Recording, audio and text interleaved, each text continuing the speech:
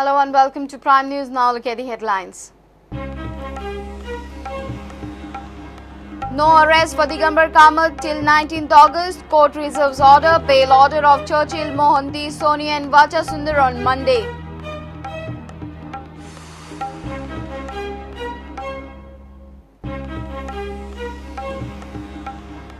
CAG report reps government on Lusophonia, Anganwadis, health, power and other departments. Government lost crores of rupees due to negligence, says CAG report.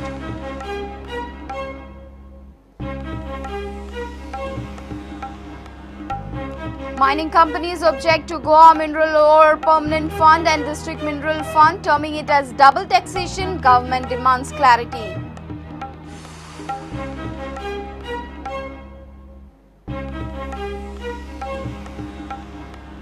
Ruby collapse case. JAR report exposes technical and institutional failures of all concerned government departments and offices. Building collapse due to faulty construction.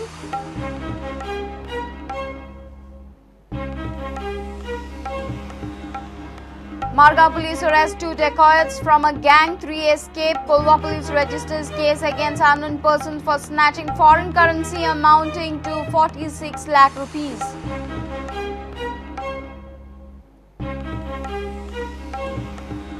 And Dempo Sports Club Trans Vasco SC enters semi-finals of Police Cup football.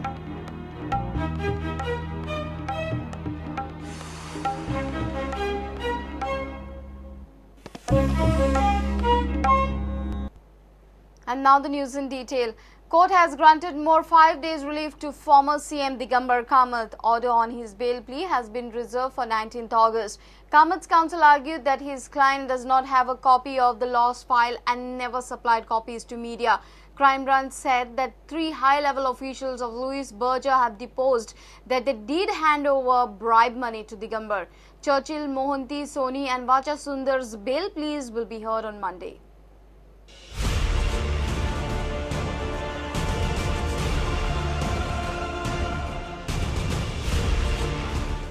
ना CBI कडे दिता म्हणून सांगले खरेंच आणि CBI कडे दिवपा खातीर कितें तरी एक प्रिलिमिनरी अभ्यास जावो म्हणून जे हांवें पुलिशे कडेन दिले आणि पुलिशेच्या हाताक जर सांगाडे लागूंक लागले जाल्यार म्हटलें यू कंटिन्यू अजुनूय हांव म्हणटा ताणें पुलिशेन आपलें कितें कंप्लीट करचें पुलिसाचें काम जालें की हांव दितलो. Verdict on the anticipatory bail plea of former Chief Minister Digambar Kamath will be out on 19th August. Special court reserved the order after concluding hearing on Friday. Digambar's counsel argued that the missing JICA file is not in his possession, neither he has supplied any copies to the media. Prosecution argued that 3 highly ranked officials have clearly stated that they delivered bribe money at Digambar Kamath's official residence at late night. Digambar's counsel argued, I specifically denied that the file is with me. I denied that photocopy of that missing file was taken. Specifically deny that I supplied copy of that file to any media. Has any journalist deposed saying that? I denied that I have received bribe money. Court should examine reason behind 164 statements of some accused who recorded their statements just after completion of police custody. It was under pressure of investigating agency and prosecution. Statement under section 164 before magistrate should have been given voluntarily. The prosecution contended that 3 highly ranked officials, Prasanna Shah, Sanjay Jindal and Ram Prasad, clearly stated that they had delivered bribe money at Digambar's official residence after 10:30 p.m. Prosecution pointed out that Digambar tried to affect the case by pressurizing the PWD's PIO.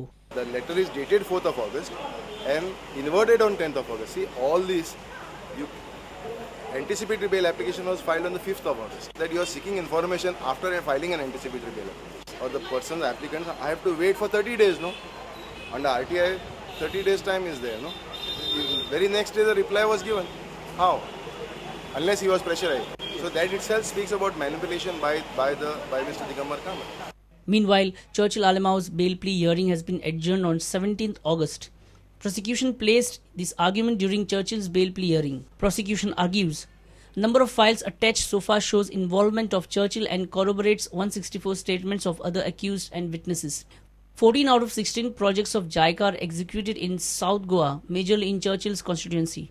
Bribe money transaction remark is written as commitment fee. It means commitment was made during signing of contract and was paid later.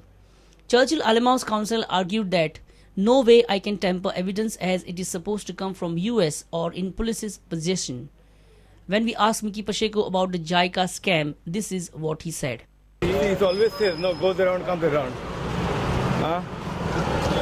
Nadia Prakara, Fossil, Nadia Morna, Nadia Malone, Sucha Bukta. Can Sogli, Gatar Gala, Tanikala, no. So it goes around, comes around. Crime Branch, after completion of 6 days remand of Hawala agent Raichan Soni on Friday, requested the court to extend his police remand for more 3 days. Crime Branch contended that Soni has not disclosed his bank account details so far. The court observed that Crime Branch was unable to find necessary information within 6 days, hence his police custody will not be extended further and send Soni into jail under judicial custody for 3 days. Soni's bail plea will be heard on Monday.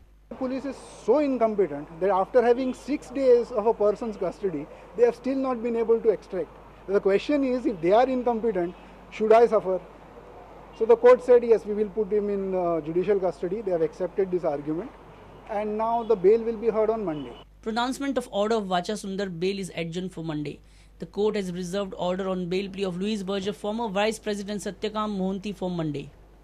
Reporter Mukesh Kumar for Prudent. Goa government's haphazard management in the health, power and other department has led to loss worth crores. Works were not completed as per schedule, which cost the exchequer dearly. GMC had to procure medicine from market worth 1 crore rupees due to lack of stocks. Handing over of Goa broadband project to UTL instead of BSNL cost government 17 crores 40 lakhs extra. CAG's latest report exposes the state of affairs. Lusophonia projects and Anganwadis have also come under the CAG's scanner. Watch this report. Goa government placed CAG report for 2013-14 on the last day of monsoon session of Assembly.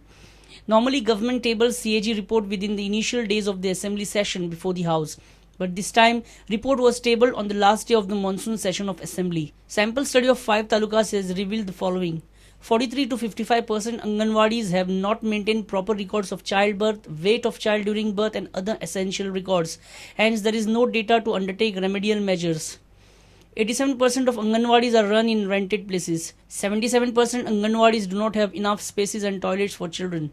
87% Anganwadis do not have separate space. CAG's Lusophonia Panchanama. Bambolim Athletic Stadium was supposed to be constructed at some other venue. Contractor Simplex had quoted hefty amount for filling, but as the venue was changed later, filling work did not cost much. After shift in venue, tenders were not amended, hence it cost government more 1 crore 33 lakh rupees extra. Sports Ministry deposited funds in current account, hence lost interest on it worth 91 lakhs 54,000. CAG on Health Department. GMC has allowed pharmacists to run in their premises without agreement with private pharmacies and absence of revision in hiring policy, which has cost government 1 crore 6 lakhs. During tenure of Lakshmikant Parsekar as Health Minister, department has not reserved stock of medicines and government had to purchase medicines from market, costing extra 1 crore. Delay in tendering the Yatri Niwas shops cost government 1 crore rupees. CAG on Power Department. In Division 16 of Madgaon, Kunkalim Power Works tender was delayed. Delay cost government 6 crore 94 lakhs more. CAG on Broadband. Goa Broadband Network project was awarded to UTL instead of handing it over to government undertaking BSNL.